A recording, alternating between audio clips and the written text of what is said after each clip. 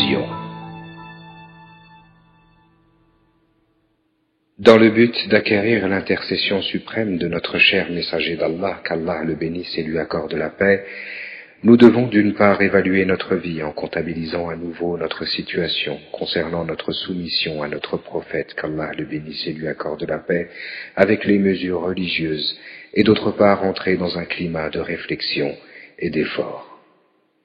Nous sommes dans la plénitude et dans l'enthousiasme d'accomplir et d'exprimer nos pratiques religieuses, nos actions, nos sentiments, nos pensées, nos journées, notre avenir selon les habitudes de sa communauté. En bref, nous tentons d'axer notre monde et l'éternité sur sa beauté et sa profondeur sans égale. Car l'homme imite la personne qu'il aime en fonction de son amour pour cette dernière. Nous devons essayer de travailler pour évaluer notre propre mérite, sa personnalité exemplaire afin de le suivre et de l'imiter correctement. Car même si un champ possédait une capacité importante, tant que le brouillard de la pluie et le soleil du printemps ne le traversent par au-dessus de lui, il ne pourra être verdoyant. Il est possible de rendre notre cœur aussi productif qu'une terre fertile en se soumettant à notre cher prophète, qu'Allah le bénisse et lui accorde la paix, qui est la littérature déterminée de l'univers. Étant donné qu'il est la source inépuisable de la vertu et des bienfaisances, il est supérieur au précédent et au suivant. Il est la raison de toutes les abondances et bienfaisances. Le Coran plein d'éternité et d'infini est descendu spécialement pour lui.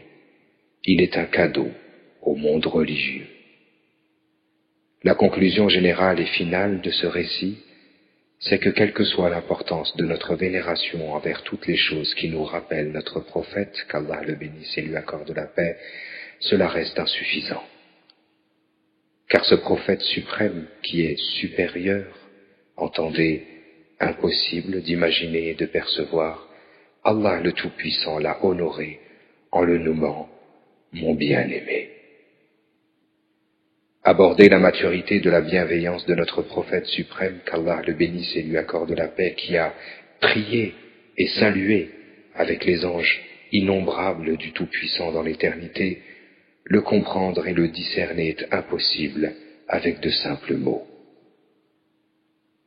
En réalité, sa déclaration appartenant à sa qualité suprême ne peut se ponctuer que dans l'infini du silence. Il n'y a pas d'autre possibilité. Les langues sont certainement confuses pour le décrire, alors que le faire dans notre langue est comme si on comparait notre compréhension à un océan dans lequel tombe la bruine. Que les musulmans s'estiment heureux. Ils n'accordent pas à autrui leur cœur. Ils l'octroient uniquement au messager d'Allah, qu'Allah le bénisse et lui accorde la paix. En effet, ils ne seront pas dupés par les fleurs falsifiées dans les jardins sauvages. Tournons-nous vers notre Seigneur en respirant sa spiritualité à chaque souffle. Parlons de notre Seigneur avec l'amour du prophète, qu'Allah le bénisse et lui accorde la paix comme témoignage.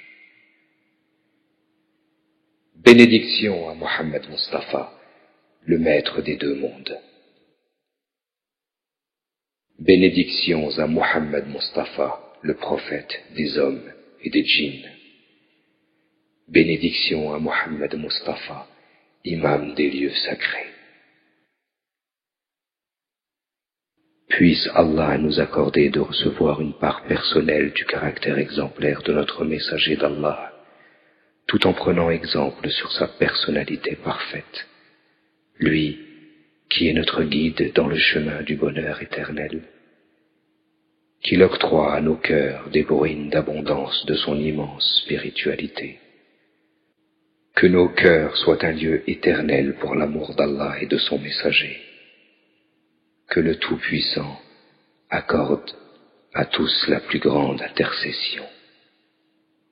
Amen.